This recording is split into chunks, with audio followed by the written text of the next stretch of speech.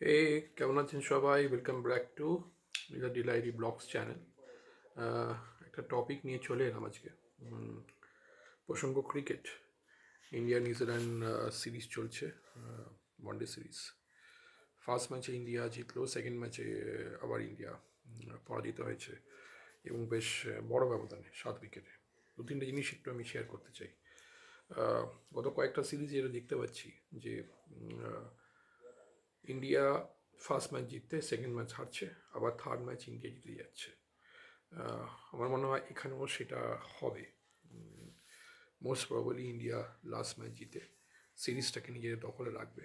তো এরকম কেন? মানে সিরিজটা কি ফিক্সড? কারণ একটা সিরিজ এরকম হলো ঠিক আছে, but it happens in every series. একটা কিন্তু কোয়েশ্চেন মার্ক থেকেই যায়।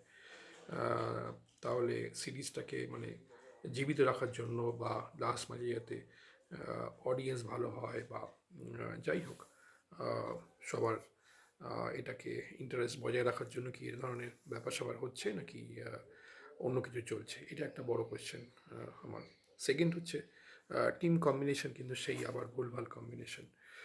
আশদীপ সিংকে বসিয়ে রাখা হয়েছে প্রিমিয়ার ফাস্ট বোলার, জানি না কেন খেলানো হচ্ছে না। মোহাম্মদ শামিকে তো নেওয়াই হচ্ছে না, তো বলে লাভ নেই। Continuously he is been ignored. Bowling looks very weak. Harshit Rana আর এই প্রসিদ্ধ কৃষ্ণা যতই খেলুক, এরা কিন্তু প্রচুর রান দিচ্ছে এবং সাফিসিয়েন্টলি উইকেটও পাচ্ছে না।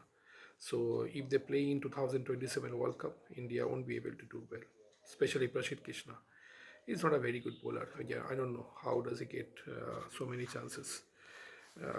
কে বা কারা তাকে চান্স করিয়ে দিচ্ছে আমি জানি না, but he is still not fit to play at the international level.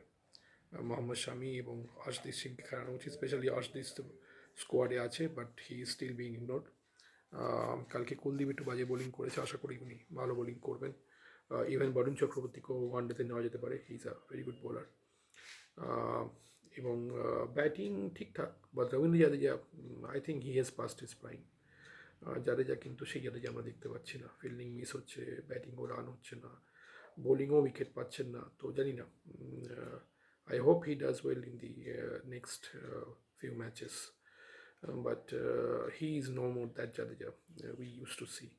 এটা একটা বড় জিনিস। মিডল অর্ডারে হার্দিক পান্ডিয়াকে মিস করছি আমরা। Hardik Pandya is a very good player who can really uh, we can really score well and get some runs, quick runs.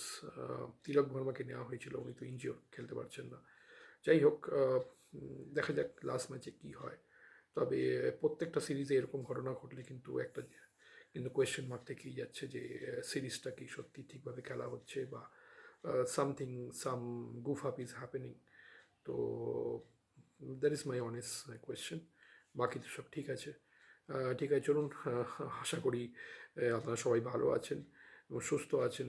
আরেকটা নতুন ভাইরাসের কবলে আমরা পড়েছি, নিপা ভাইরাস। তো হোপফুলি আই থিঙ্ক সবাই সাবধানে থাকুন। ফল থেকে ছড়াচ্ছে এবং ফলের রস, খেজুরের রস, এসব থেকে ছড়াচ্ছে। ইভেন ইনফেক্টেড মানুষ থেকেও ছড়াচ্ছে, তো আমাদের একটু সাবধান সতর্কে থাকতে হবে। ফল খেলে খুব ভালো করে ধুয়ে খান বা খোসা ছাড়িয়ে খান। তো আমরা সবাই কম বেশি ফল খাই, তো সেই জন্য এটা একটা খুবই অসুবিধার জিনিস যে ফলটাকে আমাদের খুব ভীষণ ভেবেচিন্তে এখন খেতে হবে। এবং মাস্ক ব্যবহার করুন, স্যানিটাইজার ব্যবহার করুন, হাত ধুয়ে চলুন, যেমন আমরা কোভিডে মেনে এসেছি। অ্যাকচুয়ালি এইসব ভাইরাস লেগেই থাকবে এখন, যা বুঝতে পারছি। মানে every now and then it will, I think, come back to our life, and they that will try to spoil the daily life of us. এটা কিন্তু হবেই। তো যাই হোক, কিছু করার নেই। We have to live with all this things. তো দেখা যাক। তো সবাই ভালো থাকুন, সুস্থ থাকুন, এটুকুই আশা করতে পারি। এবং দেখতে থাকুন মিলান ডায়েরি ব্লগস চ্যানেল। অনেকেই দেখছেন, কাইন্ডলি সাবস্ক্রাইব করুন। একটাই কথা বলতে চাই, শেয়ার করুন, লাইক করুন, এবং যদি কোনো কমেন্ট থাকে কাইন্ডলি কমেন্ট করুন। তো খুব শিগগিরই একটা বড় ভিডিও নিয়ে আসবো।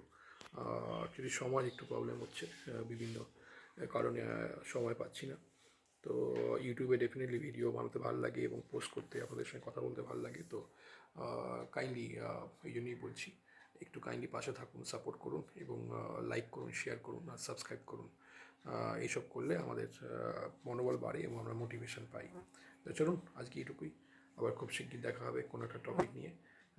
চলুন, বাই বাই, থ্যাংক ইউ।